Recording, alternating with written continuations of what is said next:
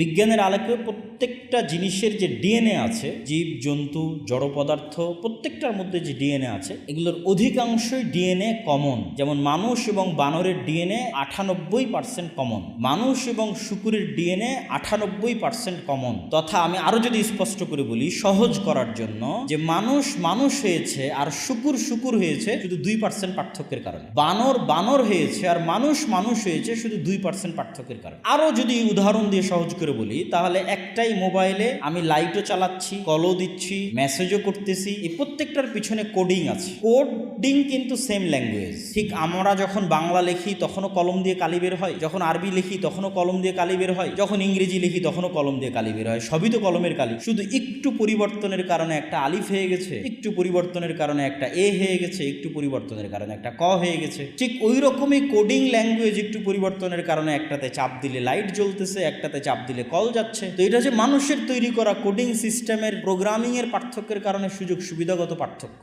তৈরিগত পার্থক্য, জিনিস একই, ল্যাঙ্গুয়েজ একই। তো আল্লাহ সুবহানাহু ওয়া তাআলা এই পুরো পৃথিবীকে যেভাবে প্রোগ্রাম করেছেন, আল্লাহ একটু পরিবর্তন ডিএনএর মধ্যে একটু পরিবর্তন করে দিলে, তথা মানুষের ডিএনএ 2% পরিবর্তন করে দিলে সকালবেলা মানুষ দেখবে সে বানর হয়ে গেছে। এবং মানুষ যদি পৃথিবীর দ্বিতীয় কোনো প্রাণীতে পরিণত হয়, তাহলে অল্প পরিবর্তনে দ্বিতীয় 2টা প্রাণীতে পরিবর্তন হতে পারবে, একটা বানর একটা শুকুর, ন্যূনতম সামান্য পরিবর্তন। এই জন্য রাসূল সাল্লাল্লাহু আলাইহি ওয়াসাল্লাম বলেছে যে আমার উম্মতের একদল মানুষ বানর এবং শুকুরে পরিণত হয়ে যাবে। কিন্তু এটা সামান্য পরিবর্তনই হয়ে যাবে। আল্লাহ সুবহানাহু ওয়া তাআলা চাইবেন রাতের বেলা মানুষের ডিএনএ একটু পরিবর্তন হয়ে যাবে, সকালবেলা উঠে দেখবে সে বানর হয়ে গেছে, সকালবেলা উঠে দেখবে সে শুকুর হয়ে গেছে। তাহলে পুরো পৃথিবী এরকম আল্লাহ সুবহানাহু ওয়া তাআলার কাছে যে কোনো কিছুকে যে কোনো মুহূর্তে উনি যে কোনো কিছুতে পরিবর্তন করে দিতে পারে। ওয়া হুয়া আলা কুল্লি শাইইন কাদির।